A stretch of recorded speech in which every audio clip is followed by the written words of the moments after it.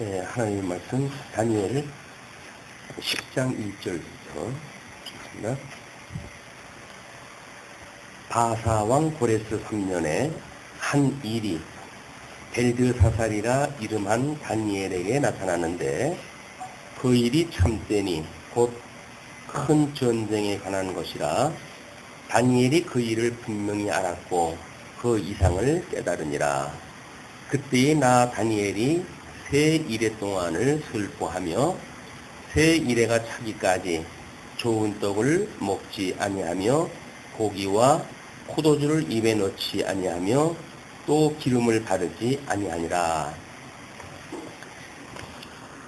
우리 10장서부터 12장까지는 선민국가의 성전 회복 예언이라고 하는 제목으로 이제 바뀌게 됩니다. 10장서부터 12장까지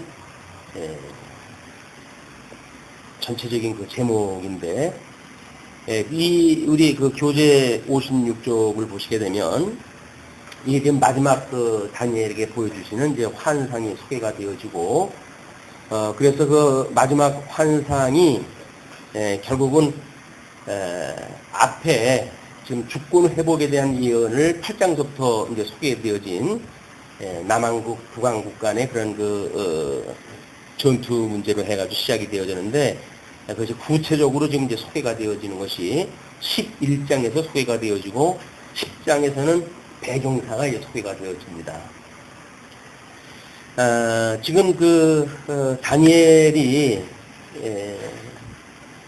이런 마지막 환상을 봤던 때에 대해서 교재를 보시게 되면 그것을 그렇게 소개를 했다 해드렸어요.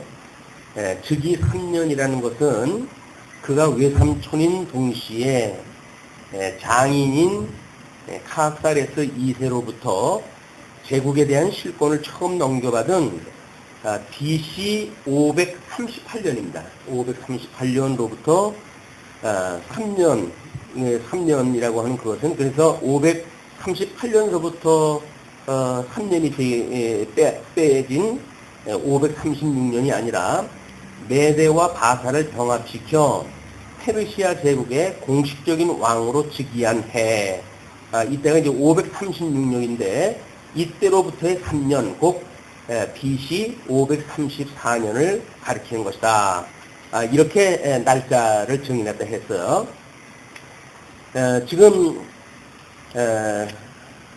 바사왕 고레스 3년에 지금 이 마지막 예언을 다 봤으니까 이 다니엘의 경우 먼저 고레스 원년까지 있었다고 그렇게 이야기를 했잖아요. 그러니까 지금은 한직에 내려가져 있고 아마 이제 히데갈 강가에서 어떤 사건을 소개하는 걸로 보아가지고는 거기에서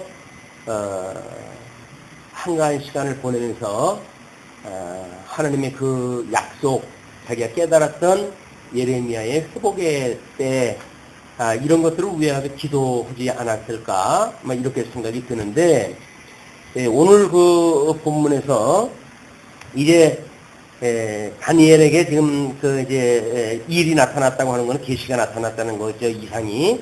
근데 그 일이 참때인데 곧 전쟁에 가는 것이란 말이에요. 그러니까 북한국하고 남한국하고의 전쟁사의 이야기가 이제 앞으로는 진행이 되어질 겁니다. 10장, 11장, 12장 해가지고 북쪽 시리아의 이제 안티오쿠스, 이 셀루쿠스 제국하고 그다음에 애굽의 그 왕조하고의 전쟁이 어떻게 벌어지는지에 대한 이런 내용이기 때문에 그 역사적으로 어떤 사건을 집어가지고 이야기를 않고 역사에서 그 사건을 확인을 해내야 됩니다. 그래서 그 역사적인 어떤 소개가 필요하기 때문에 교재가 아니면 설명해드리기가 어려워요. 그래서 교재를 갖다 해드렸으니까 참고를 갖다 하셨으면 좋겠습니다. 그런데 2절 그때에 그 이상이 이제 깨닫게 되어질 때 아닙니까? 그때에 나 다니엘이 세 이래 동안을 슬퍼하며 이게 다니엘에 대한 어떤 충족이시고 그리고 다니엘에 대한 하나님의 그 언약을 바라보고 있는 다니엘의 그런 그 심정이에요. 물론 우리 예수님께서도 이제 마지막 때 그 제자들과 함께 기도하시는 장면, 뭐 이런 그 장면을 통해 가지고 하나님의 나라를 얼마나 사모하셨는지 그 이루어지는 것에 대한 그것을 우리가 생각할 수가 있는데, 다니엘도 마찬가지로 세 일해 동안 슬퍼했다고 그러거든요.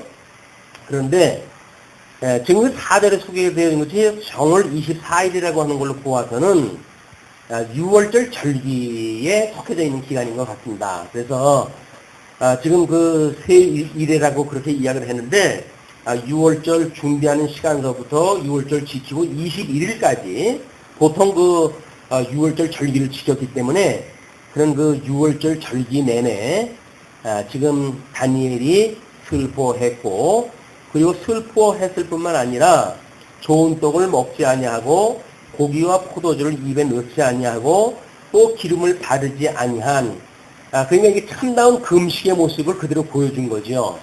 우리가 하나님 앞에 신앙생활을 한다는 것이 우리가 예수 그리스도의 고난을 생각한다는 이야기는, 예수 그리스도의 죽으심에 참여한다는 이야기는 끊임없이 이러한 심정을 우리가 가지고 있는 거지요. 하나님의 나라를 바라보고 있는 애통하는 심령이 우리한테 없다고 한다면 그냥 세속에 빠져가지고 뭐 그렇게 뭐 힘들 게 뭐가 있겠어요. 그러니까 일상사를 가지고 우리는 오히려 어떤 그 지옥 부대미를 만들어 놓고 그 속으로 자꾸 우리가 들어가는 거예요.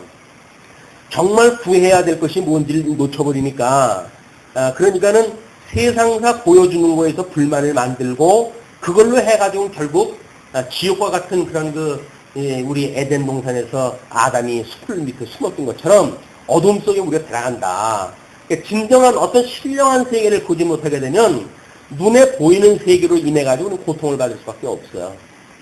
우리 어떻게 보게 되면 뭐 부모 자식 간의 문제도 마찬가지인 것 같아요. 그렇게 해가지고 뭐 기싸움을 하는 것도 아니고 그렇게 해가지고 심령의 평강을 얻을 까닭이 없습니다. 근데 그렇게 하다가 보면 결국은 뭐 심리적으로 불안하고 뭐 이런 걸로 해가지고 이런 일 저런 일이 만들어지고 그래가지고는 끝내 더 큰 고통으로 우리가 들어가는 것이 뭐 이런 눈에 보이들 뻔한 거 아닙니까? 그런 거를 이제 우리가 놓치게 되면 하나님의 나라를 사모하는 그런 그 자세를 놓치게 되어지고, 그래서 현실 세속적인 어떤 그런 데에서 우리 심령의 평강까지도 빼앗기고 사는 것이 미련한 인생들의 특징이라고 보여집니다. 다니엘은 지금 하나님 앞에 금식을 하고 기도하고 이런 것이 물론 하나님께서 지금 중차대한 이스라엘의 그 마지막 성전 수준이라고 하는 이런 걸 준비하게 하시는 사역 가운데 있기 때문에 하나님께서 그런 특심한 열심을 갖다 주셨는지도 모르죠. 그런 그 열심을 통해 가지고 지금 다니엘이 얼마나 하나님의 나라가 이 땅에서 이루어지기를 구하고 있었는지, 또 정말 포로 초기 605년서부터 다니엘이 포로로 끌려갔었는데 그때로부터 회복되어지는 때 뭐 70년이 지금 다 돼가고 있는데 그때까지 이렇게 기도하고 이렇게 했다고 하는 것은 정말 오래 걸린 시간 동안의 기도 내용들 아닙니까? 잠깐 우리는 기도하고도 안 들어준다고 해가지고 짜증을 부리고 하나님 앞에 심통을 부리고 하는 것이 우리들인데, 하나님께서 우리들한테 기도를 이렇게 늦추고 안 들어주시는 이유는 하나님께서 우리들로 하여금 믿음 위에 굳게 세워졌다고 하는 걸 보여주는 사건들이에요.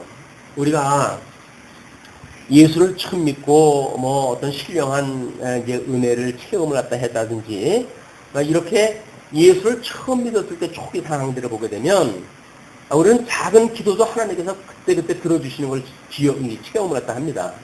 그래서 뭐 심지어 뭐 아주 일반적인 것 뭐 이런 것들을 우리가 하나님 앞에 구해도 하나님께서는 신통하게도 그걸 갖다 들어주셔요.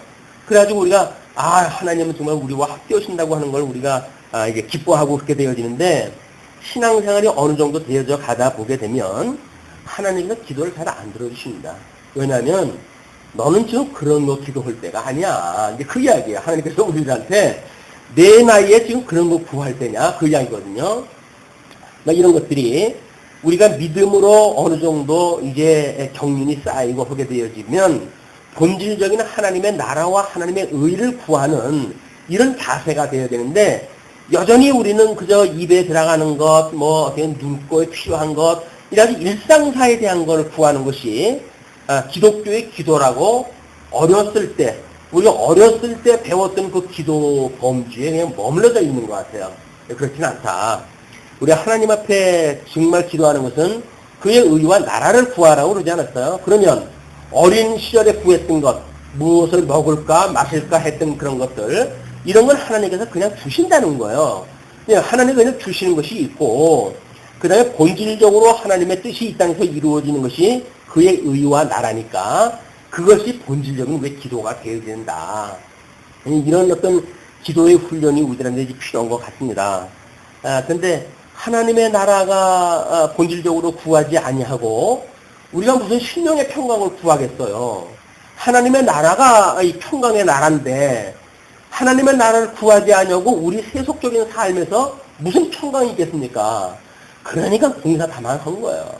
정신없이 바쁘기만 했지 하나 마음에 평안이 없어요. 이런 것들이 아마 다니엘의 이런 기도를 통해 가지고 우리가 상고해 봐야 될 그런 그 일이 아닌가. 어린 나이에 바벨론으로 포로로 끌려가서 평생을 거기서 이러고 살았던 사람이에요. 이 다니엘이. 뭐 이거는 우리가 죄 중에 출생되어지고 죄 중에 그 출생되어져가지고 죄 가운데 살아가는 우리들의 모습하고 똑같죠. 그런데 과연 우리가 예수를 믿고 하나님의 뜻을 깨달았다고 한다면 어떻게 기도를 하면서 하나님의 그런 그 뜻을 구해야 될 것인가 라는 것을 바라보는 어떤 그런 중요한 시점이 되어지지 않을까 한번 생각을 해보게 됩니다. 그래서 우리들의 그런 그 기도가 너무 세속적인 것, 너무 어떤 일상적인 것, 구하지 않아도 주실 것, 이런 것들에 우리가 매이는 것이 아니라 정말 본질적으로 하나님의 나라와 의가 이 땅에서 이루어지기를 구하는 이런 한층 성숙된 이런 그 기도를 우리가 한번 생각해 볼 필요가 있습니다. 다니엘이 지금 이런 그 기도를 해간 가운데 지금 4절서부터 9절까지 십대갈 강가에서 본 환상이 소개가 되어져요. 자, 그러면 정월 24일에 내가 히데겔이라 하는 큰 강가에 있었는데 지금 14일서부터 21일까지가 6월절이라고 그랬으니까 6월절 절기가 지나고 나서겠죠. 그래서 내가 히데갈 하는 큰 강가에 있었는데 그때에 내가 눈을 들어 바라본 즉 한 사람이 세마포 옷을 입었고 허리에는 우바스 정금 띠를 띠었고 그 몸은 황옥 같고 그 얼굴은 번갯빛 같고 그 눈은 횃불 같고 그 팔과 발은 빛난 녹과 같고 그 말소리는 무리의 소리와 같더라. 이상을 봤는데 너무 이 장엄한 이런 그 모습을 보게 되어집니다. 근데 이런 장엄한 모습을 볼 때마다 막 우리 에스겔서에서도 하나님께서 천상세계를 보여주시면서 그 어미를 갖다 보여주었는가 하면 요한계시록에서도 뭐 예수님이 친히 7 그 촛대 사이를 갖다 두루 다니시는 그런 그 주님의 모습들이 표현되어지고 있죠. 그래서 혹자는 이거를 천사로 봐야 되는가 아니면 메시아의 임재의 모습으로 봐야 되는가 뭐 이런 그 이야기들이 분분합니다. 그런데 사실은 천사로 보여준다고 하더라도 그 천사는 오실 자의 메시아를 예표하는 인물이 어떤 그 존재이기 때문에 사실 크게 다르진 않습니다. 다르진 않으니까 그것이 누구냐라고 하는 것은 그렇게 중요하지 않은 것 같아요. 근데 뒤에서 이제 그런 그 천사에 대한 이야기가 소개가 되어지고 어떤 그 지금 바사에도 군이라든가 찰나의 군이라든가 라고 하는 어떤 영적 사건을 소개하는 걸로 보아서는 천사장 정도로 우리가 이해를 하게 되면 뒤에 성경 구절을 풀어나가는데 무리가 없을 거라고 보여집니다. 자, 그때 뭐 우리 예수님이 부활하셨을 적에도 천사의 모습으로 소개가 되어지잖아요. 그 이제 부활했을 때 마리아가 갔을 때 무덤이 열리고 예수님은 없고 흰 옷을 입은 천사가 그 무덤가에 앉아 있는 그런 그 모습을 보기도 했죠. 그러니까 우리가 이거를 딱히 누구다 뭐 이렇게 확정을 지어가지고 목숨 걸 일은 없어요. 그래서 천사라고 이렇게 보아도 그 천사가 예수 그리스도 하나님의 그 아들을 보여주시는 모습으로 등장할 수도 있다. 이렇게 이해가 또 하시면 일단 그 사람의 모습이 세마포 옷을 입었다고 이렇게 이야기를 해요. 그리고 허리에는 우바스 정금 띠를 띄었다. 우바스에서 생산되어지는 그런 그 금으로 만든 띠를 띄었다. 그런 그 이야기거든요. 그 몸은 황옥 같고 그 얼굴은 번갯빛 같고 뭐 이것은 얼굴빛에 뭐 어떤 그 하얀 눈과 같이 보인다든가 뭐 이런 걸로 설명되어지기도 하고 그런데 그러니까 번갯빛 같고 그 눈은 횃불 같고 그 팔과 발은 빛난 녹과 같고 그 말소리는 무리의 소리와 같더라.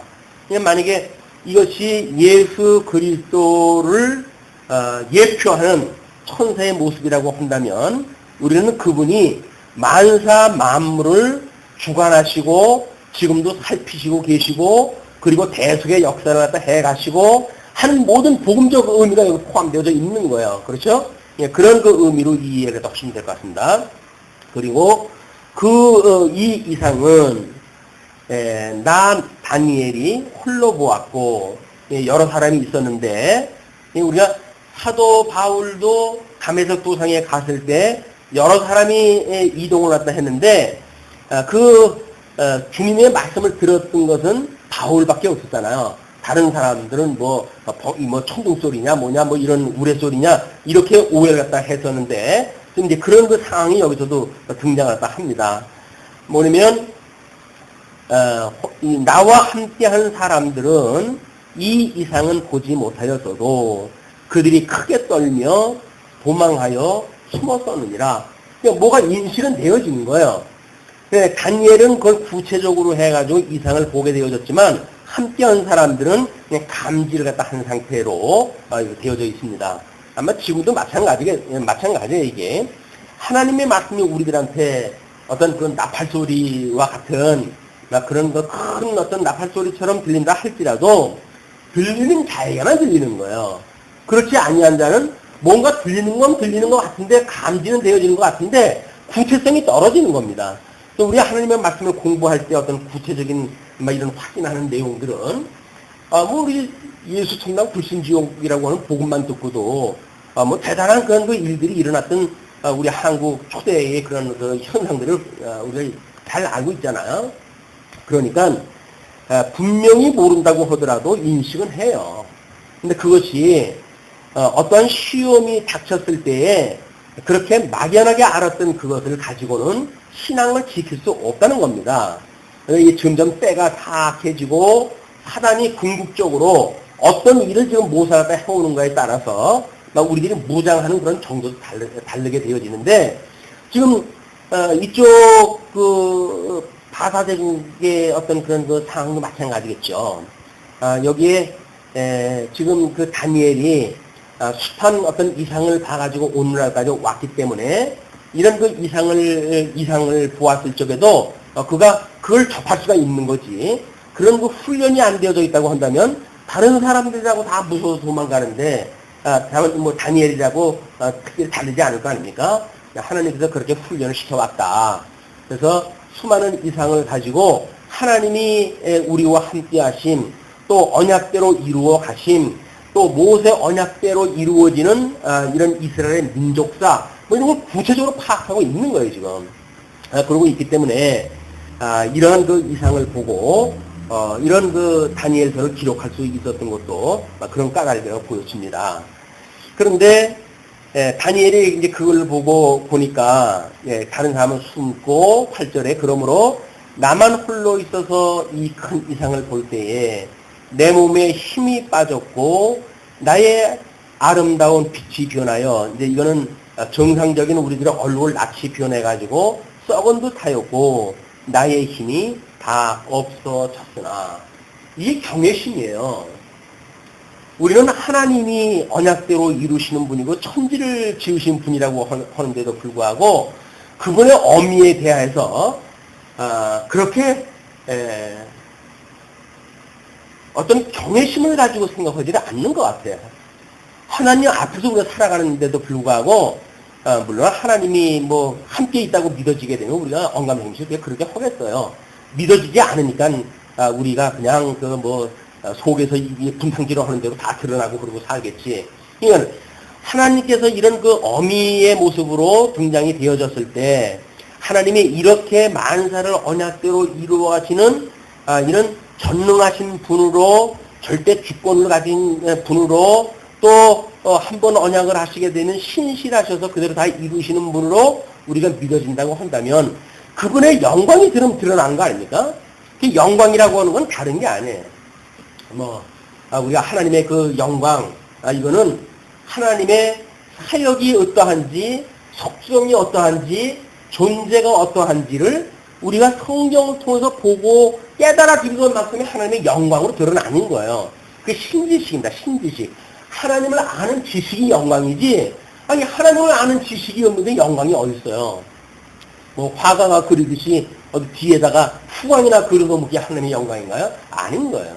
하나님의 영광은 이렇게 66권을 통해 가지고 하나님께서 당신을 계시하셨잖아요.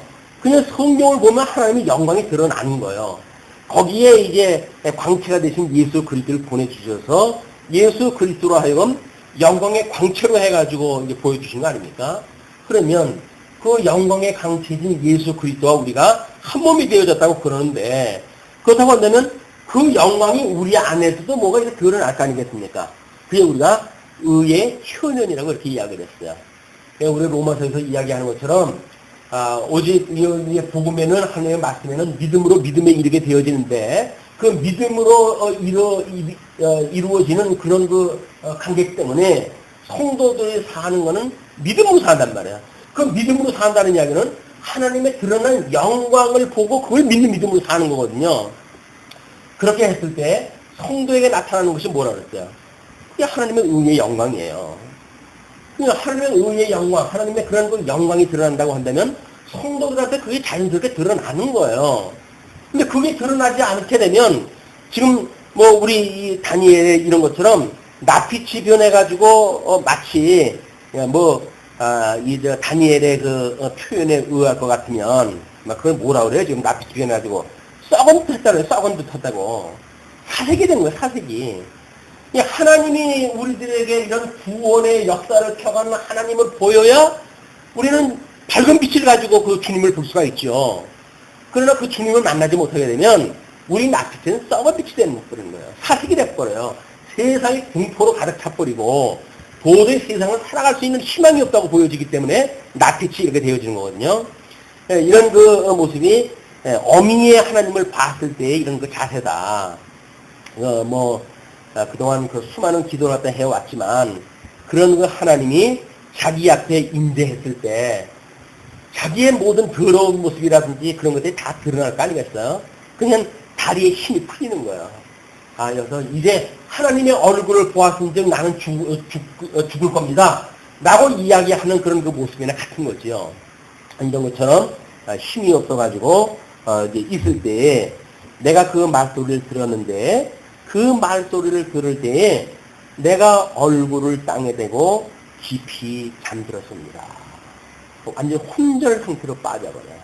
그 혼절 상태는 아마 하나님께서 이상을 보여주시기 위한 그런 그 성인인지도 모릅니다. 그래서 사도 바울도 삼층천에 대한 그 이상을 보았을 때도 내가 몸 바깥에 있었는지 몸 안에 있었는지 모르겠다. 왜냐면 자기가 이렇게 그냥 일상적인 삶 속에서 삼층천을 봤던 그런 경험이 아니거든요. 그렇기 때문에 혹자는 그거를 담에서 동상에서 완전히 넘어져 있을 때 이런 그 이상을 보지 않았느냐 이런 그 이야기들도 하는데 혼절되어져 있는 상태, 거기에서 일방적으로 하나님이 당신의 이상을 보여주는 이런 것들을 우리가 볼 수가 있습니다. 자, 이제 그렇게 되어진 상태에서 10절로 21절까지 천사가 신라 출현을 알려요. 그럼 헬라 출현을 알린다는 이야기는 우리 한쪽가로 일본을 바사의 멸망과 헬라의 등장이라고 그렇게 이름을 붙여놨잖아요. 그런데 그 바사의 멸망의 어떤 분명한 이야기보다는 헬라 제국의 등장이 더 분명하게 보입니다. 그렇기 때문에 앞에서 네 제국에 대한 이런 설명이 충분히 되어졌기 때문에 헬라가 등장이 되어진다고 한다면 바사 제국은 멸망되어진다고 하는 그걸 이미 우리는 감지를 할 수가 있는 거죠. 자, 그래서 그거를 바사의 멸망과 헬라의 등장이라고 이렇게 이야기를 했는데 그 천사가 되면 헬라의 출현을 이렇게 알리게 됩니다. 한 손이 있어 나를 어루만지기로 내가 떨더니 그가 내 무릎과 손바닥이 땅에 닿게 일으키고 주님께서 일으켜 주셔요. 내게 이르되 은총을 크게 받은 사람 다니엘아 내가 내게 이른 말을 깨닫고 일어서라. 내가 내게 보내심을 받았느니라. 그가 내게 이 말을 한 후에 내가 떨며 일어서매. 얘는 근데 이런 것도 뭐 이때 그 유대의 어떤 문화적인 측면으로 우리가 이해할 것은 이게 어떤 다른 사람 앞에 갔을 때 높은 사람이 갔을 적엔 부복을 먼저 하잖아요. 그러나 그가 와가지고 이제 어떤 친견을 갖다 할 적에는 일어서가지고 친견을 갖다 해야 됩니다. 이제 그래서 그런 그 문화의 양식을 따라가지고 지금 천사장과 다니엘의 독대의 장면을 그렇게 속결했다 한 거예요. 자, 이제 그가 내게 이르되 다니엘아 두려워하지 말라. 내가 깨달으려 하여 내 하나님 앞에 스스로 겸비케 하기로 결심하던 첫날부터 내 말이 들으신 바 되었으므로 내가 내 말로 인하여 왔느니라. 그러니까 지금 다니엘은 물론 70년 동안 계속 이어져가는 기도였어요. 그러나 그 기도의 그 내용은 점점 구체화되어져 가겠죠. 예레미야의 서책을 보고는 70년 만에 회복이겠구나 라고 하는 걸 깨닫게 되어졌고, 또 앞에서 뭐 다니엘의 그 다른 그 어떤 느부갓네살의 어떤 그런 꿈이라든지 이런 걸 통해 가지고는 제국의 변화를 그가 이제 알고 있었고, 또 이렇게 구체화되어져 가는 걸로 보아서는 이제 지금 현재 자기가 몸담고 있는 바사 제국도 멸망이 되어지고 다른 제국이 등장한다고 했을 때 이것이 이제 우리나라 이 이스라엘의 회복이 가까웠고, 그러나 우리 뭐 예레미야에서 이야기한 것처럼 에스겔에서 이야기한 것처럼 이것이 회복되어진다고 하는 거 끝나는 건 아니잖아요. 지금 회복이 되어진다고 한다면 앞에서 회복되어진 내용까지는 소개가 되어졌어요. 근데 문제는 이제 바사 제국에서 우리 첫째 왕 뭐 이렇게 고레스와 그 후왕들에 의해 가지고 첫째 기한, 둘째 기한, 셋째 기한이 되어져 가지고 결국 성전도 완성이 되어졌고 성곽도 완성이 되어진단 말이에요. 그걸 이상으로 다 보았지만은 앞으로 또 있어야 될 것이 우리 고개전쟁이라고 늘 이야기를 하는데, 회복이 되어져 가지고 이제 뭐 성곽까지 회복이 되어서 완전히 회복되어진 거 아니에요? 그 뒤에 전쟁이 또 하나 남았단 말이에요. 근데 그 전쟁이 무서운 전쟁이에요. 지금 그 무서운 전쟁이 이 다니엘서에서 구체적으로 등장하는 것이 10장서부터 12장까지의 내용으로 우리가 소개가 되어지는 거다. 그러니까 이것이 아마 이제 그 요한계시록을 우리가 공부할 적에도 이제 확인이 되어지겠지만, 이렇게 하나님의 선민들이 회복되어진 뒤에 천년왕국이 다 이루어진 이후에 또 무슨 전쟁이 있단 말이냐 이렇게 이야기를 하지만, 하나님께서 걸러내시는 거예요. 또 걸러내셔가지고 천년왕국 동안에 불택자의 번성을 갖다 한 불택자거나 아니면 뭐 또 믿지 않는 자들의 이런 거 번성되어진 사람들을 다 심판하다 해야 되기 때문에 마지막 심판에 그 전쟁이 있게 되어야 된다. 근데 이 장면 이제 그 다니엘의 기도를 듣고, 근데 다니엘의 그 기도는 결심하던 첫날부터 내 말이 들은 바가 됐대요. 그러니까 우리가 기도를 갖다 하면서 기도를 얼마큼 하는데 하나님이 들어주시지 않는다. 아, 이게 하나님의 뜻이 아닌가 보구나. 라고 기도를 접는 것은 바른 자세가 아닌 거예요. 그것이 만약에 성경에서 이야기하고 있는 기도의 우리가 주제라고 한다면 그 주제는 붙들고 기도할 일입니다. 왜? 기도할 당시 이미 하나님 앞에 그 기도가 상납이 되어져요. 그러나 그 기도를 응답하실 때는 하나님의 뜻에 맞춰가지고 응답을 해주시기 때문에 우리가 당장 이루어지지 않는다고 해가지고 기도를 접는다든지 이런 건 다른 자세가 아니다. 누가복음에서도 그런 그 이야기를 하지요. 이제 어떤 과부가 자꾸 찾아와가지고 간청하다 하니까 불의한 그 임금도 이렇게 기도를 갖다 들어주는데 너희 하나님께서는 어른이 들어주지 않겠느냐 라고 해가지고 하나님 앞에 간절히 기도하라고 하는 그런 그 내용을 소개하지 않습니까? 그거는 졸라가지고 그렇게 되어진 것이 아니라 하나님의 뜻이면 이루어진다고는 믿음을 갖고 우리가 구하면 된다는 이야기거든요. 믿음이 없으니까 접어버리죠. 믿음이 있다고 한다면 그 믿음의 기도는 주님께서 이미 상달이 되어진 거예요. 네, 언제 들어주실 것인가? 그 이야기는 우리 믿음으로 집행하는 때까지 하나님께서 가시는 거예요, 이제.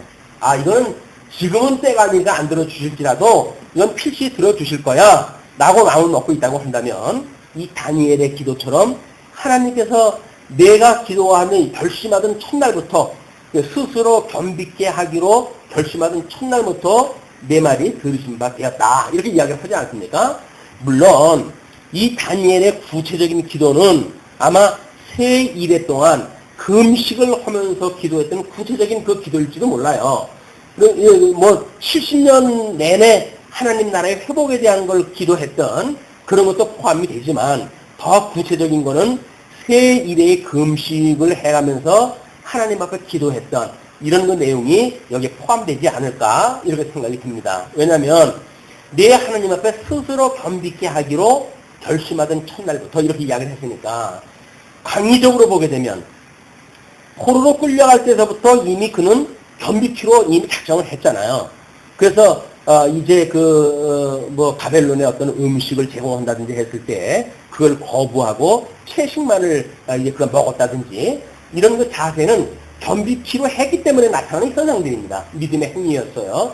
그러나 70년 내내 그런 그 기도라고 하는 광의적인 그런 그 기도의 내용 중에 협의적으로 지금 6월절 절기 때에 맞춰가지고 했던 3주간의 기도가 더 구체적인 기도로 이해할 수 있다고 보여집니다.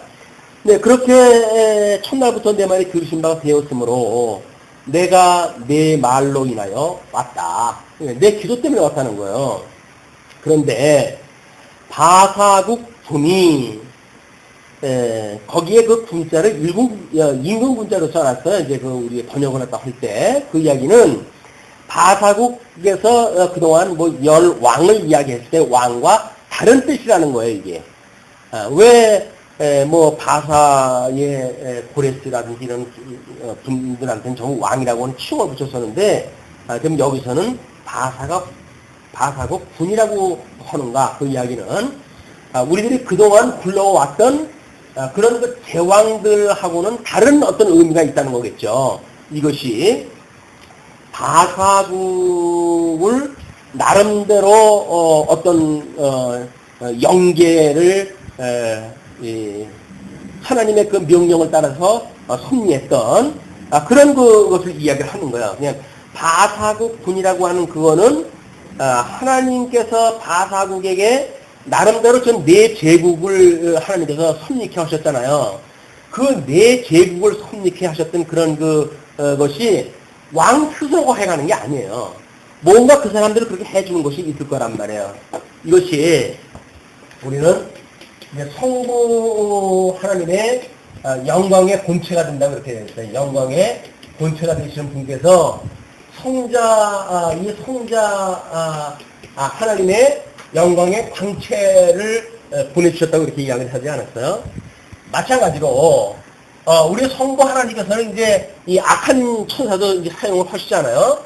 그런데 그 악한 천사가 지금 여기서 말하고 있는 임금 군자로 표현했다 한 거예요. 이제 천사 어떤 연계를 해가지고 이것이 아담에게 먼저 이 사단이 했을 때 우리는 그걸 옛뱀이라고 이렇게 이야기하잖아요. 옛뱀이요, 마귀요, 사단이다. 이렇게 이야기하는데 이 옛뱀이요, 마귀요, 사단으로부터 권세를 받았던 짐승권세. 이 짐승권세에서 운영이 되어지기 때문에 네 나라의 모습을 이 짐승의 모습으로 지금 표현이 되어진 겁니다. 그러니까 하나님께서 지금 뭐 예를 들어서 기독교를 탄압하고 있는 나라를 섭리하실 때 거기에도 하나님께서 다 영계에 대하여 장악할 수 있는 천사들을 보내서 쓰시죠. 그것이 이 옛뱀이 권세를 준 짐승 권세들에 의해서 전쟁도 일으키고 예수 믿는 사람 잡기도 하고 받기도 하고 하는 일이 벌어진다. 신령한 세계를 볼 수가 이제 있게 되어지게 되면 지금 다니엘에게 보여주는 이 모습은 신령한 세계에 대한 이야기예요. 바사국 군이 20일 동안 21일 동안 나를 나갔으므로 그 21일이 뭔 날이었어요? 다니엘이 금식기도 한 그 기간이란 말이에요. 그 금식한 기간 동안 그 바사국 군이 그냥 바사국을 이제 하나님의 명령을 따라서 역사하는 그 권세가 21일 동안 나를 막았으므로 내가 거기 바사국 왕들과 함께, 여기는 왕들이라고 그러죠? 그 왕들은 진짜 왕이에요, 이제. 하나님께서 우리 이 바사 왕의 일대 왕이 고레스라고 했고, 고레스 이후에 여러 가지 이제 후왕들에 대한 걸 이야기를 했잖아요. 그러니까 우리가 이거를 여기서 지금 이 이상을 통해 가지고 이제 이 확인을 갖다 해보게 되면 이걸 정당성을 이제 확인하게 되어지는 거예요. 우리 하나님께서 바사왕 고레스에게는 칙령을 내리고 그다음에 이 후왕들에게는 조서를 내려가지고 하나님께서 이 모든 언약들을 이루어 가셨다. 우리가 지난 시간까지 그렇게 공부를 갖다 했는데 여기서 나오는 것도 이제 그거를 확인을 갖다 해가는 일들입니다. 자, 내가 거기서 바사국 왕들과 함께 머물러 있더니 군장 중 하나 미가엘이 와서 나를 도와줌으로. 여기서 천사, 하나님께서 이제 우리 아까 이게 예수 그리스도의 효년이라고 이렇게 이야기를 하거나 천사의 모습으로 보여준다고 그러지 않았어요? 그러니까 지금 좋은 소식을 전하는 천사라고 한다면 가브리엘 천사장이겠죠. 이 가브리엘 천사장이 지금 다니엘에게 오려고 했었는데 바사국 군이 그걸 막았어요.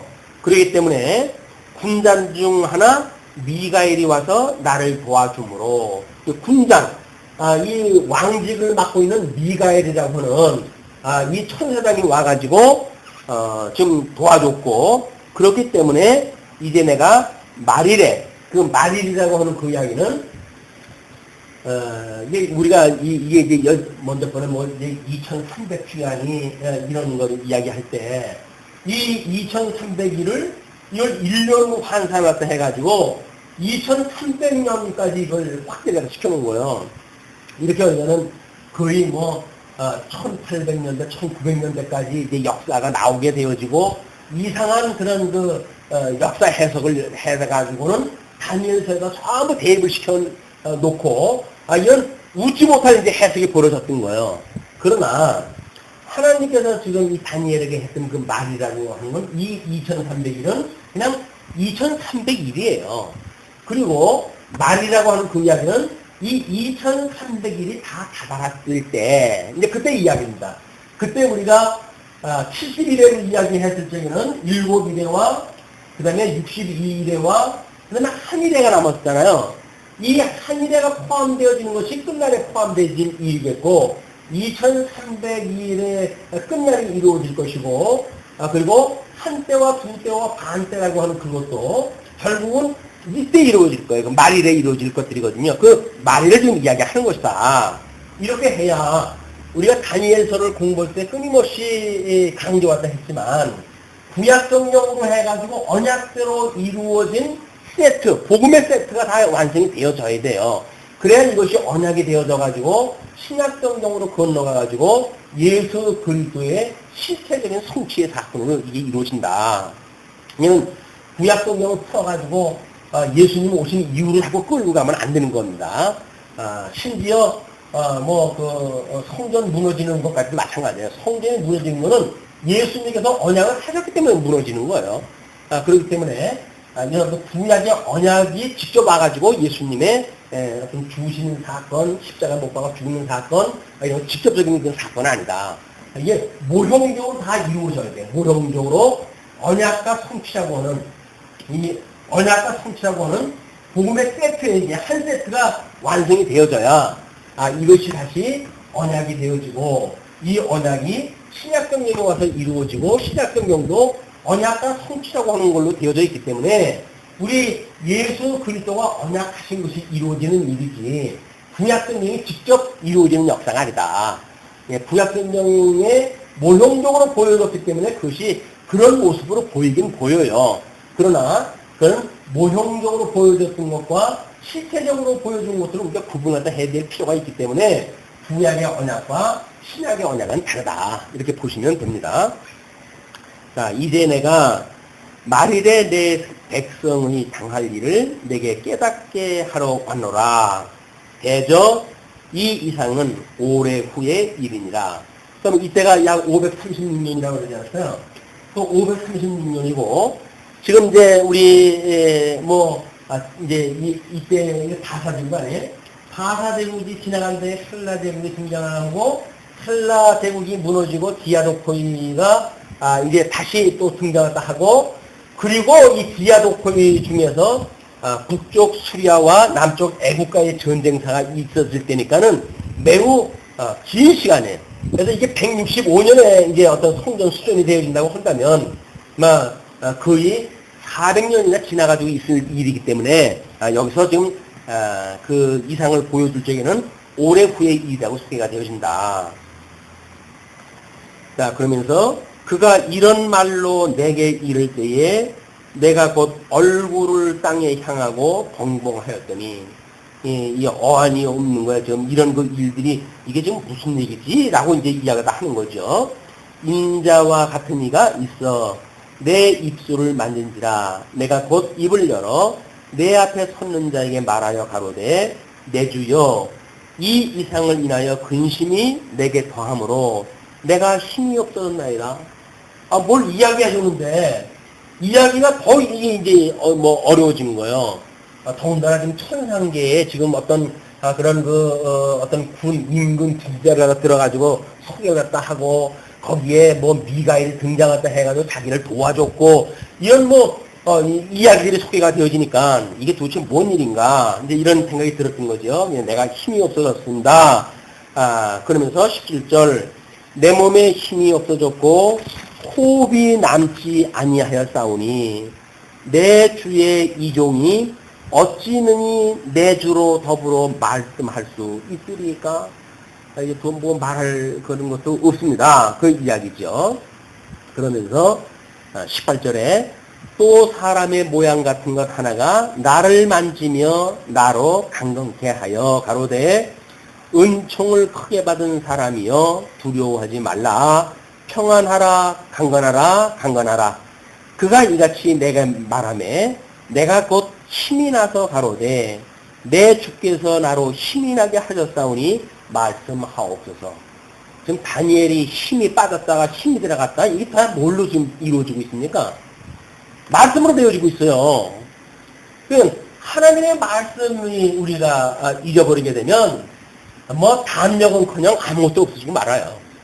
그러나 또 하나님의 말씀을 듣고 담대하라 내가 너와 함께한다 라고 하는 그런 메시지를 우리가 기억을 갖다 했을 때 비로소 우리는 힘을 얻게 되어지죠. 말씀을 가지고 일용할 양식을 삼자고 살아간다는 이야기는 거짓말이에요. 세상에 있는 금력, 권력, 무슨 이런 그 힘을 가지고 살아간다고 생각이 드는데 그게 아니다. 우리가 믿음으로 살아가는 이 성도들은 말씀의 힘으로 사는 거예요. 말씀의 힘으로 사는 거다. 그러면서 20절에 그가 이르되 내가 어찌하여 내게 나온 것을 내가 아느냐. 이제 내가 돌아가서 바사군과 싸우려니와 이제 바사군과 싸운대요. 이제 바사군하고 싸운다는 이야기는 이 바사를 나름대로 하고 있는 짐승 권세가 있는데 그 권세를 싸워가지고 이제 그걸 물리친다는 이야기죠. 싸우려니와 내가 나간 후에는 한라군이 이룰 것이다. 그러면 이 바사군하고 싸워가지고 바사군이 무너지게 되면 그러면 한라군이 등장했다 하는데 그 한라군도 여전히 그 원뿌리는 어디예요? 예배미오 마기오 사단이라니까요. 이거로부터 지금 바사 제국을 통치케 했던 그런 그 군을 제거하게 되면 다시 헬라의 군이 등장을 하게 되어지는데 헬라 군도 여전히 하나님께 주셨던 이 짐승 권세의 이런 그 똑같은 부류다. 그냥 어떤 짐승이라고 한다면 짐승의 모습만 바뀐 거죠. 짐승의 모습만 바뀌었지만 그의 원천적인 힘을 공급하는 것은 예배미요 마귀요 사단이 그렇다 두고 있다. 그런 그 이야기입니다. 그렇게 헬라군이 이를 것이라. 오직 내가 먼저 진리의 글에 기록된 것으로 내게 보이리라. 이제 하나님의 말씀으로 나를 도와서 그들을 대적하는 자는 너희 군 미가엘 뿐이니라. 그래서 지금 이런 영계에서 이런 그 역사가 이루어지도록 이런 것들은 지금 이런 천사의 무리들이 일을 해가고 있어요. 그걸 우리가 권세라고 이렇게 해요. 권세. 그러니까는 뭐 이것이 빛의 권세, 어둠의 권세라고 했던 이 권세거든요. 하나님께서 첫째 날 빛과 어둠을 나눠 놓으시고 그들에게 이 권세, 이게 권세예요. 권세. 그 권세가 이거는 하나님의 백성들을 어떤 그런 그 양전약을 이루어 가시는 그런 섭리를 통해 가지고 하나님을 경외하게 하시는 권세인가 하면 이거는 그것을 공격하고 또는 방해하고 그러면서 그 일을 돕는 거예요. 결국은 이것이 어둠의 권세라고 해가지고 우리가 어떤 선과 악이라고 하는 이원론적인 것이 아니라 선민에게는 하나님의 택한 백성들한테는 이 어둠의 권세가 지금 이스라엘을 유다를 갖다 지금 이 어둠의 권세가 장악하고 있는 거 아닙니까? 그렇지만 그것이 결국은 하나님의 백성들 이 선민들을 선민으로 만들게 하시기 위한 과정적인 섭니다. 믿는 사람들한테 지금 이 어떤 마귀 권세가 장난친다고 하는 그 이야기는 하나님이 우리를 굳게 하시기 위한 과정입니다. 그 이야기예요.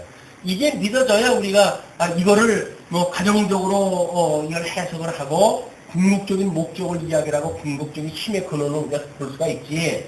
이원론적으로 이야기를 하게 되면 이건 나쁘고 이건 좋고 라고 빠져가지고 결국은 우리 이 하나님께서 어쩔 수 없이 우리가 이 육체 가운데 거하게 하는데 중생이라고 하는 그것이 육체 가운데 거하게 하는데 이건 나쁘고 이건 좋은 거 거기에 되면 이것이 신영지주의가 되어지는 거예요. 이 영지주의자들이 그걸 가지고 있는 한계가 이 이원론입니다. 이원론. 근데 우리는 이 어둠이 생명의 상침바 되어졌다 이렇게 이야기를 하잖아요. 복음이라고 하는 것은 어둠, 이 죄가 사망이 생명의 상침바 되어지는 것이 이것이 어떤 양극단에 있어가지고 선과 또는 악과 하는 이원론으로 우리한테 오질 않는다. 믿는 성도들에게는 이 사망은 생명의 상침바가 되어지는 거예요. 이 생명을 깨닫게 하시기 위한 도구로 쓰는 거지 결코 이 어둠의 권세가 우리를 망하게 못한다. 그러나 하나님은 망하기로 한 자들은 어둠의 속에서는 영혼이 어둠에 살지요. 그 지옥으로 사는 거니까.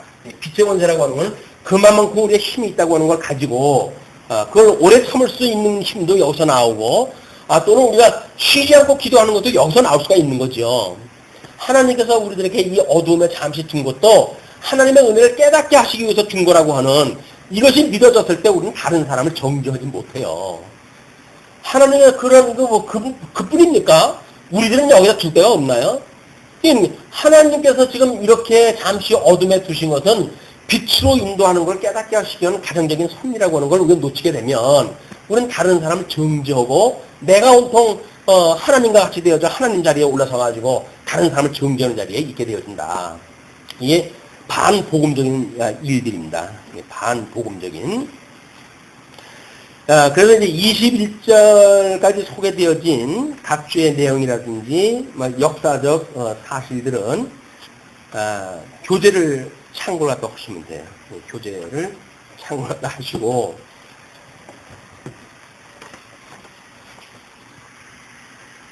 11장 1절 내가 또 메대 사람 다리오 원년에 일어나 그를 돕고 강하게 한 일이 있었느니라. 우리는 이제 11장의 내용을 헬라 제국의 군국과 전쟁이라고 이렇게 제목을 잡아놨어요. 거기에 특별히 11장 1절로 4절까지 내용을 헬라 제국의 군국이라고 이렇게 이야기했는데 11장 1절 내용이 메대 사람 다리오를 도우신 사실 내용을 1절에 소개가 하고 있는데 그래서 보통 그 성경학자들은 11장 1절은 앞에 10장의 내용으로 연결시켜서 이해를 해야 된다. 뭐 이렇게 이름을 하고 어떤 의미를 두고 그래요. 왜냐하면 그를 돕고 강하게 한 일이 있었다라고 하는 가가사를 소개를 했으니까. 그러나 우리는 그 양쪽과로 일본의 헬라 제국의 군국이라고 하는 내용을 가지고 1절은 메대 사람 다리오를 도우신 사실 그걸 근거로 해가지고 2절로부터 4절 바사의 멸망과 헬라의 군국을 예언한다. 이렇게 이제 그걸 나눠놓은 겁니다. 왜냐하면 메대 사람 다리오를 도왔던 사실을 그러니까 어떤 것도 하나님께서 승리하시지 않는 것이 없다는 거예요. 그래서 메대 사람 다리오도 여전히 하나님께 도우셨는데 뿐만 아니라 그 바사의 멸망이나 헬라의 군국도 하나님의 집권 안에 그것이 이루어지고 있다. 이런 맥락으로 해가지고 성경 구조를 나눠놨습니다. 그래서 2절에 소개되어진 2절서부터 4절까지 바사의 멸망과 헬라의 군국에 대한 것을 이렇게 소개가 되어집니다. 이제 내가 참된 것을 내게 보이리라. 보라, 바사에서 또 새 왕이 일어날 것이요. 그 후에 넷째는 그들보다 심히 부요할 것이며 그가 그 부요함으로 강하여진 후에는 모든 사람을 격동시켜 신라국을 칠 것이며 장차 한 능력 있는 왕이 일어나서 큰 권세로 다스리며 인문으로 행하리라. 그러나 그가 강성할 때에 그 나라가 갈라져 천하사방에 나누일 것이나 그 자손에게로 돌아가지도 아니할 것이요. 또 자기가 주장하던 권세대로도 되지 아니하리니 이는 그 나라가 뽑혀서 이 외의 사람들에게로 돌아갈 것입니다.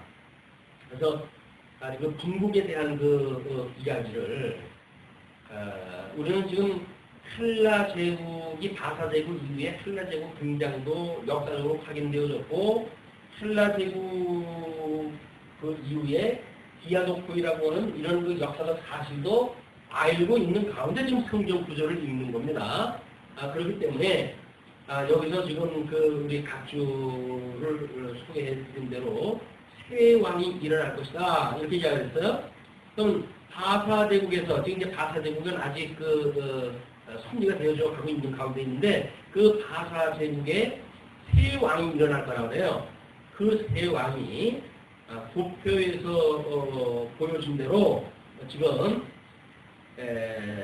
아마 먼저 꺼내드렸던 거는 스메르디스라고 하는 그 사람은 소개를 안 해놨었어요. 왜냐면 고레스 대왕의 둘째 아들인데 이제 그런 왕이 찬탈자로 오해해가지고 사살을 당했고 이랬기 때문에 특별하게 어떤 그 페르시아 왕 그 소외되는 붙이지 않았었는데 지금 이제 그 새 왕을 언급을 갖다 해야 되기 때문에 이제 이 사람까지 포함시켜가지고 스메르디스와 카비세스, 다리오 1세 이게 세 왕이 좀 고레스 임금 뒤에 등장을 한다는 거예요. 나타난다는 거예요. 그것이 일어날 것이고 그 후에 넷째는 이렇게 했는데 그 넷째가 그 빨간 줄로 표시를 갖다 해놓은 거예요. 예루살렘 성과 수축에 대한 조서를 내렸고 1차, 2차 조서를 갖다 내렸던 사람인데 에스라나 느헤미야의 상당히 중용을 갖다 해서 쓰고 그래서 이스라엘 회복을 갖다 하는데 아주 막강한 그런 그 역할을 갖다 했던 분입니다. 그런데도 불구하고 하나님께서 그 넷째가 그들보다 신이 부여할 것이며 그가 그 부여함으로 강하여진 후에는 모든 사람을 총동하여 헬라 왕국을 칠 것이며 헬라 왕국을 칠 것이고 장차 한 능력 있는 왕이 일어나서 그 왕이 헬라의 알렉산더 대왕입니다. 헬라 제국에 이제 헬라 왕국을 충동을 해서 헬라 왕국을 칠 것인데 그 장차 한 능력 있는 왕이 일어나가지고 큰 권세로 다스리며 자기 마음대로 행하리라. 그러나 그가 강성할 때에 그의 나라가 갈라져 천하사방에 나누일 것이나 그것이 디아도코예요. 알렉산더 이후에 헬라 제국이 리시마쿠스라든가 파산다라든가 폴렘이라든가 셀유쿠스라든가 이제 네 왕조로 분열되어진 것을 이야기를 하는 겁니다. 우리는 디아도코이가 네 짐승을 이야기했을 때 바벨론, 메데, 바사, 헬라, 디아도코이까지 소개가 되었어요. 로마 제국까지 안 넘어간 거예요. 로마 제국은 우리 1장에서 7장까지 공부해서 확인하다 했지만 62년에 가서야 이제 중동 일대에 영향력을 갖게 되어지거든요. 지금 이제 이때까지만 하더라도 잠시 남한국과 북한국이 싸울 때 로마 제국이 간섭을 갖다 하는 건 있어요. 그러나 그 일대를 장악하기 전이었기 때문에 이스라엘 백성들이 그들에게 영향을 받을 때는 아니다. 그러므로 로마 제국까지 네 짐승이라든가 또는 무간네살의 신상에 대한 예언이라든가 하는 그거를 로마 제국까지 보는 것은 잘못되어진 해석이라고 누누이 강조가 되어졌던 겁니다. 그래서 이거는 디아도코이로 해가지고 마카비 왕조의 사건을 가지고 구약 사건을 다 끝이 나야 된다. 끝이 나야 지금 이제 그 7장에서 소개되었던 모든 내용도 이걸 지금 포커스를 맞춰가지고 이야기를 하고 있기 때문에 그래서 열국에 대한 내용이나 이 성전 수전에 대한 내용이나 같은 역사적 배경을 가지고 있다. 이렇게 강조가 됐습니다. 그러니까 그렇게 이제 네 사방에 나누일 것이나 그의 자손에게로 돌아가지도 아니할 것이요 또 자기가 주장하던 권세대로 되지 아니하리니 이는 그 나라가 뽑혀서 그 외에 다른 사람에게로 돌아갈 것이니라.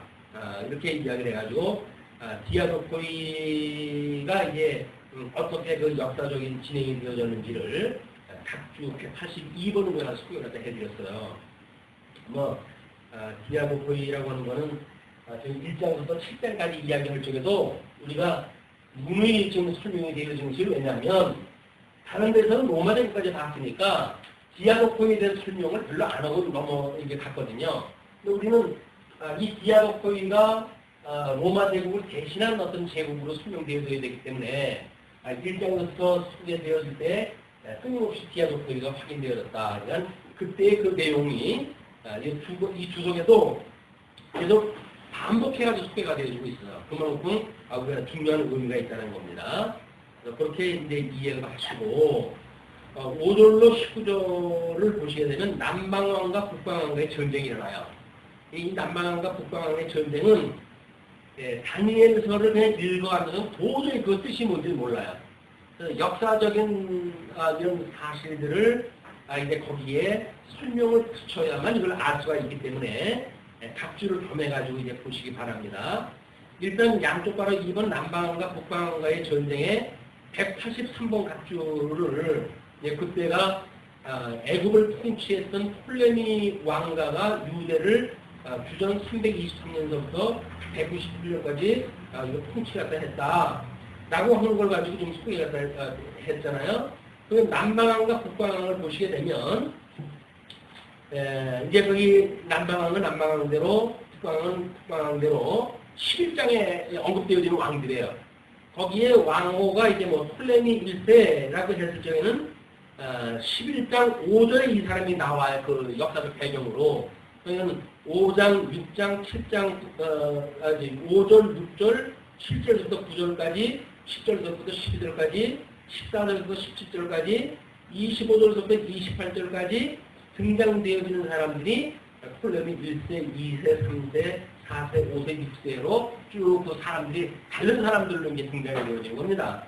그리고 북방을 소개하는 것도 마찬가지로 5절, 6절, 7절, 9절, 10절, 10절부터 19절, 20절, 21절부터 36절까지 등장하는 사람들이 셀류쿠스 1세, 안티오코스 2세, 셀류쿠스 2세, 셀류쿠스 3세, 안티오코스 3세, 셀류쿠스 4세, 안티오코스 4세라고 하는 가장 다른 사람들의 왕이 그 각절로 이게 등장이 되어지기 때문에 이거는 아무리 하나님께서 영감을 줘도 알 수 없어요. 역사적인 사실을 확인을 해야 알 수 있는 일입니다. 오늘 성령으로 해야도 각주를 소개를 해드릴 테니까 그렇게 보시면 될 거예요. 먼저 5절부터 6절까지는 남방왕의 강한 권세가 일시 확신하는 장면이 소개가 되어지거든요. 남방의 왕들은 그것이 184번 각주로 소개가 됐어요. 그것이 애굽의 톨레미 1세인 소페르라고 하는 그런 그 왕을 이야기를 하는 겁니다. 그 왕들은 강할 것이나 그 군주들 중 하나는 185번 각주를 해가지고 수리아에서 셀류시드 왕족을 세운 셀류쿠스 1세를 이야기를 하는 겁니다. 근데 거기에 그 군주들 중 하나는 그보다 강하여 권세를 떨치리니, 그러면 이제 우리는 간단하게 남왕조, 북왕조로 이야기했을 때 북왕조가 강해가지고 남왕조에 영향력을 미쳤다 이렇게 이제 이해를 하시면 됩니다. 그의 권세가 심히 클 것이요 몇 해 후에 그들이 서로 단합하리니 곧 남방왕의 딸이 북방왕에게 가서 하친하리라. 그래서 정략 결혼을 이제 하게 됩니다. 그러나 그 공주의 힘이 쇠하고 그 왕은 서지도 못하며 권세가 없어질 뿐 아니라 그 공주와 그를 데리고 온 자와 그를 낳은 자와 그때에 도와주던 자가 다 버림을 당하리라 라고 하는 내용이 각주 186번으로 소개가 되어진 거예요. 그래서 홀로미 2세의 딸 베레니카가 수리아 왕 안티오코스 2세와의 정략 결혼을 250, 주전 254년을 하게 되어지는데 그 베레니카는 안티오코스가 죽은 뒤에 아들과 함께 전처에게 살해를 당하게 되어져요. 이런 그 중간사의 역사를 우리가 비춰봤을 때 이 내용이 그 얘기로구나 이렇게 알 수가 있는 겁니다. 7절부터 9절까지 보게 되면 북방왕의 공격의 실패가 이제 소개가 되어져요. 그러나 그 공주의 본 족속에게서 난 자 중에 한 사람이 왕위를 이어 권세를 받아 북방왕의 군대를 치러 와서 그 성에 들어가서 그들을 쳐서 이기고 그 신들과 부어 만든 우상들과 은과 금의 아름다운 그릇들을 다 노력하여 애국으로 가져갈 것이요. 어떤 그 정략 결혼까지 하고 그랬었는데 끝내 이제 죽고 모든 것이 결렬된 거죠. 그러니까는 애국에서 이제 수리아로 공격을 해들어가지고 승리를 갖다 했던 것이 187번의 소개가 되어진 거예요.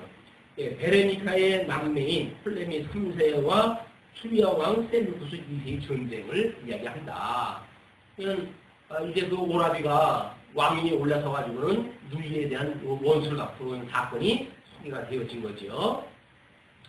자, 그러면서 몇 해 동안 그가 북방왕을 치지 아니하리라. 북방왕이 남방왕의 왕국으로 쳐들어갈 것이나 자기 공국으로 물러가리라. 라고 해서 잠시 동안 전쟁이 멈출 것을 이야기를 하거든요. 자, 우리는 지금 이 이스라엘의 어떤 지형으로 봤을 때, 이 애굽 쪽이 톨레미, 수리아가 이쪽 북쪽에 있단 말이에요. 이 사이에 낀 것이 이스라엘이거든요. 남방왕과 이 북방왕이 끊임없이 전쟁한다는 이야기는 이 가운데 있었던 이스라엘 백성들은 이게 오랜 다음에 쏟아 터지는 거예요. 맨날 이제 이 안에서 영향력이 있기 때문에 그래서 우리 아가서에서 그랬는가요?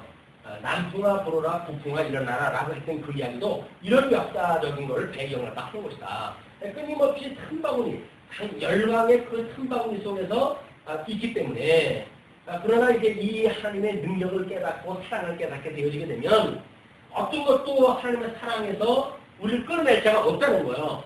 그러니까 남풍아 일어나라 북풍아 불어라 남풍아 일어나라 라고 하는 그런 것들도 너희들이 아무리 그렇게 일어나고 불고 우리들한테 그런 만행을 부린다 할지라도 끝내 하나님의 사랑에서 우리를 너희들이 끌어낼 수가 없다. 우리를 끝내 우리 주님께서 우리를 그렇다 보호하신다. 라는 믿음을 가지고 있는 것이 이스라엘 백성들의 역사관입니다. 이것이 우리도 마찬가지죠. 끊임없이 우리 이런저런 걸로 아주 공경을 받잖아요. 공경을 받는 가운데 우리도 누구도 그것이 기근이나 또는 우리의 어떤 심지어 어떤 환난이나 할지라도 예수 그리스도 안에서의 하나님과의 우리의 사랑을 끊을 수 없느니라 라는 확정을 가지고 사는 게 성도란 말이에요. 이걸 놓치게 되면 끊임없이 세상에 고개 숙이고 살아가야 돼요. 맨날 폐인같처럼 많은 예수님을 믿는다고 그러는데 세상에 이렇게 하자고 그러면 세속 그걸 따라하고 이렇게 하자면 그쪽을 따라하고 그런다. 그러나 이런 하나님의 사랑을 믿게 되어지게 되면 우리 예수 그리스도 이외에는 어떠한 남자도 돌아보지 않는다. 이것이 우상을 섬기지 않는 예수 믿는 사람들의 절개란 말이에요. 자, 10절로부터 19절까지는 남북 왕국의 전쟁과 북왕의 승리가 이제 소개가 되어집니다. 이런 것들이 소개가 되어져야 이제 점점 어떤 곳으로 이 장면이 가게 되면 비천한 사람의 즉위를 양쪽으로 3번으로 소개를 했거든요. 20번에. 그 이야기가 뭐냐면 안티오쿠스 4세의 등장으로 말미암아가지고 직접적으로 이제 유대와의 이 관계가 이제 있게 되어지거든요. 그것이 바로 2300주야 또는 한일에 또는 한때와 두때의 반때 이 사건이 일어날 거를 좀 준비해가는 과정이기 때문에 지금은 그냥 주변 국가들 간의 이 열방 간의 그런 그 싸움이에요.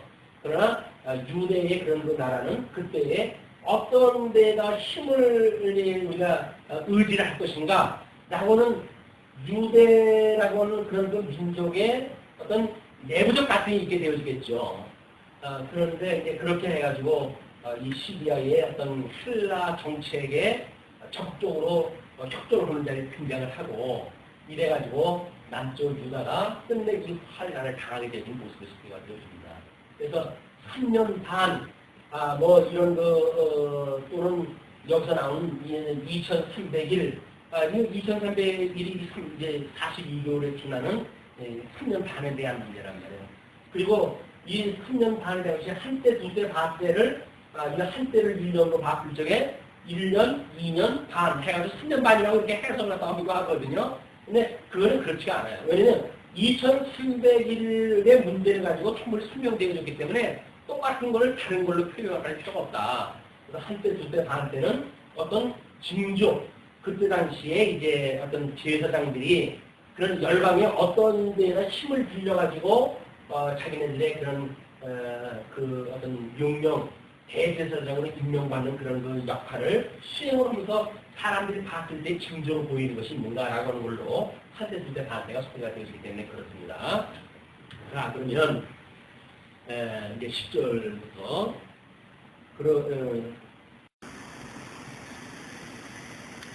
그러나 그의 아들들이 전쟁을 준비하고 힘이 많은 군대를 모아서 물이 넘침같이 나아올 것이며 그가 또 와서 남방왕의 견고한 성까지 칠 것이요.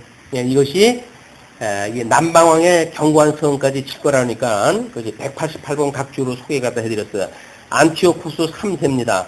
애굽 톨레미 왕국을 공격해가지고 팔레스타인을 수중에 넣게 된 것을 이해하는 내용인데 이는 먼저는 이제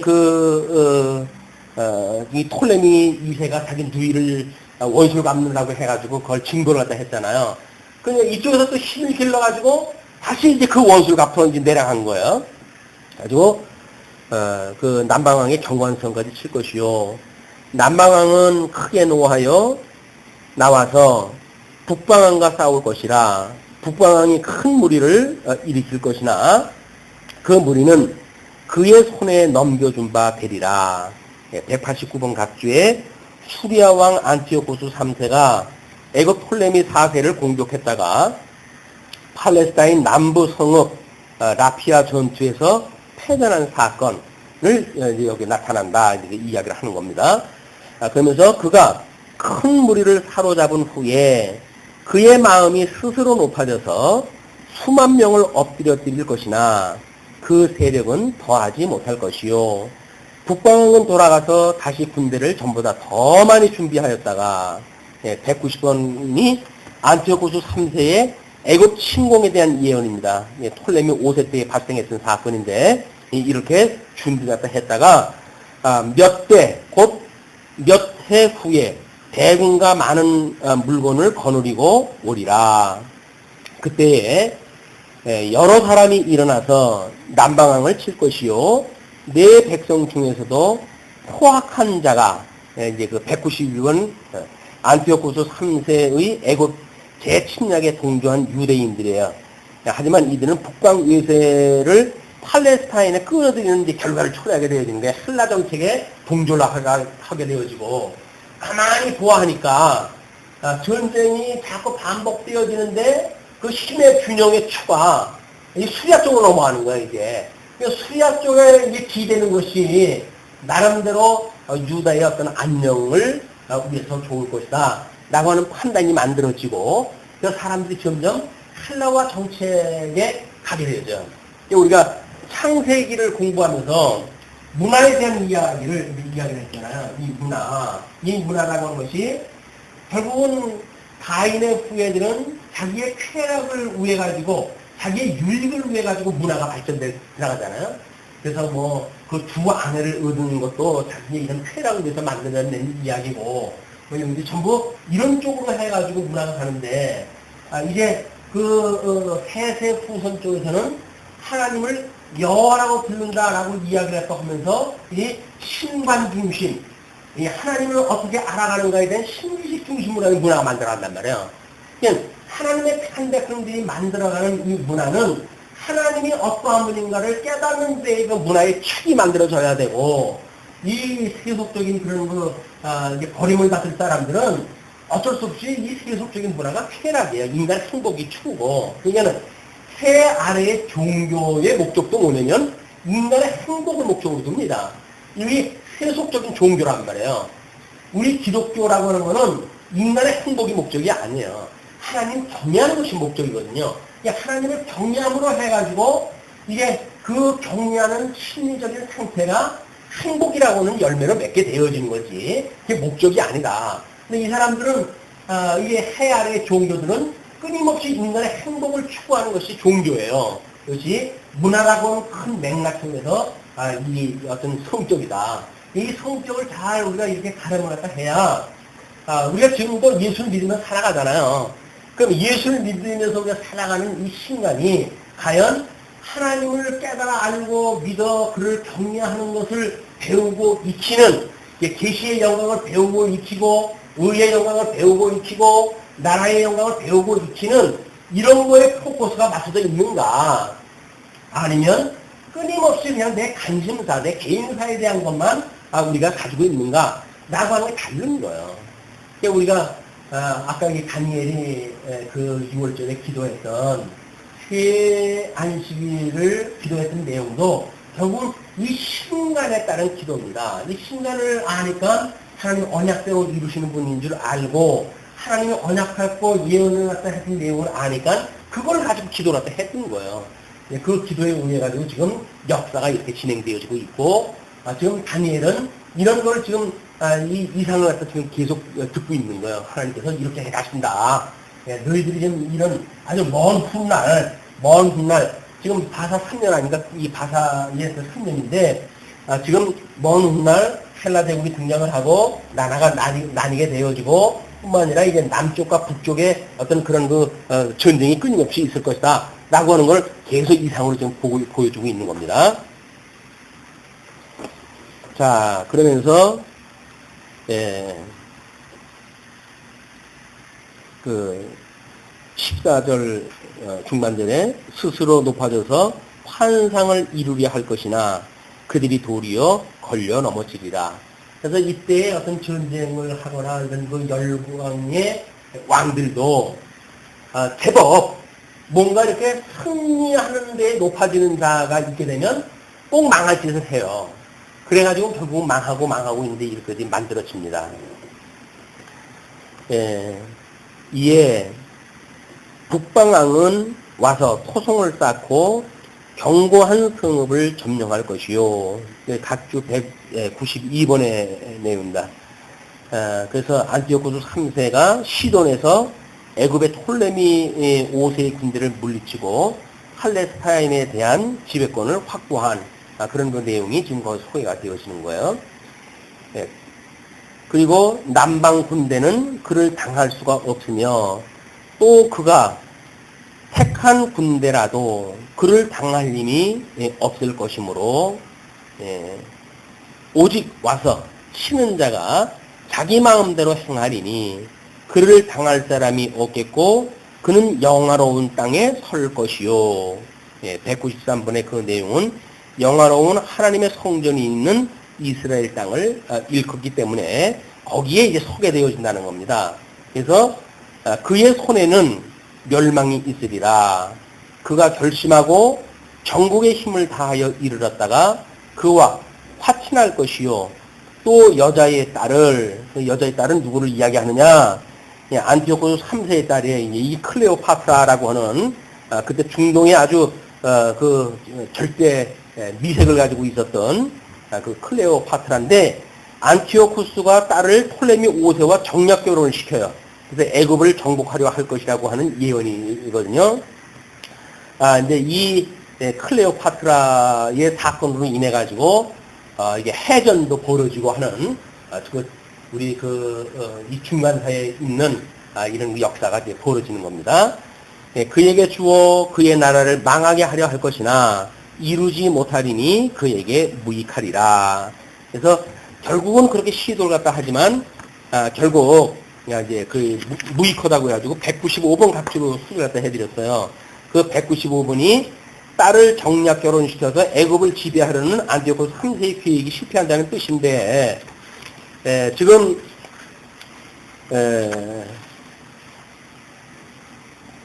그에게 무익한데 그 후에 그가 그의 얼굴을 바닷가로 돌려서 많이 점령할 것이나 그러니까는 지금 그 해양 쪽으로 해가지고 전쟁을 갖다 일으킬 것인데 점령할 것이나 한 장군이 나타나요. 또 다른 장군이 이제 등장했다 하는데 그 장군이 그 190번 각주하고 똑같이 써놨어요. 잘못되어졌는데 로마의 루키우스 스키피오라고 하는 이제 장군이 등장했다 해가지고 결국은 시리아의 전쟁이 시리아가 대패를 하게 되어집니다. 그렇게 해서 로마가 점점 지중해로 진출하는 배경들이 만들어지기 시작을 하는 거예요. 그렇게 나타나서 그의 정복을 그치게 하고 그 수치를 그에게로 돌릴 것이므로 그가 드디어 그 얼굴을 돌려 자기 땅 산성들로 향할 것이니 수리아 쪽으로 다시 이제 가게 되어지는데 거쳐 넘어지고 다신 보이지 아니하리라. 그래서 결국 그 열광 전쟁에서 폐색이 짙어지는 이런 걸로 해가지고 19절까지 일단 소개가 되어져요. 근데 그 19절 뒤에 소개가 되어지는 것이 양쪽가로 3번으로 해가지고 비천한 사람의 즉위가 소개가 되어집니다. 그래서 이제 20절로 45절 끝까지 소개가 되는 내용인데 그 비천한 사람이 바로 안티오쿠스 에피파네스라고 하는 그 인간이에요. 그 에피파네스라고 하는 것이 인간이 어떤 하나님 신으로 해서 현현되어졌다고 하는 그런 불경스러운 이름을 자기 이름 뒤에다 붙이는 그런 사람으로 등장이 되어지는데, 그것을 성경에서는 비천한 사람이 등장한다, 이렇게 소개가 되어집니다. 그래서 그 양쪽 괄호 3번의 비천한 사람의 즉위에 대한 내용이 끝절까지 가게 되어지는데, 이것이 2300주야, 그 다음에 한때, 술때, 반때의 지금 이 때에 대한 이야기, 그 다음에 71회 중에 한일에 대한 이야기, 다 묶여져 있는 이야기이기 때문에 8장서부터의 결론 부분일 수가 있어요. 이 8장서부터의 결론 부분이기 때문에 남은 시간 가지고는 이게 설명이 안 됩니다. 그래서 다음 시간에 이 결론 부분처럼 해가지고 다니엘서 총정리를 갖다 홈으로 이제 다니엘서의 대장정을 마칠까 합니다.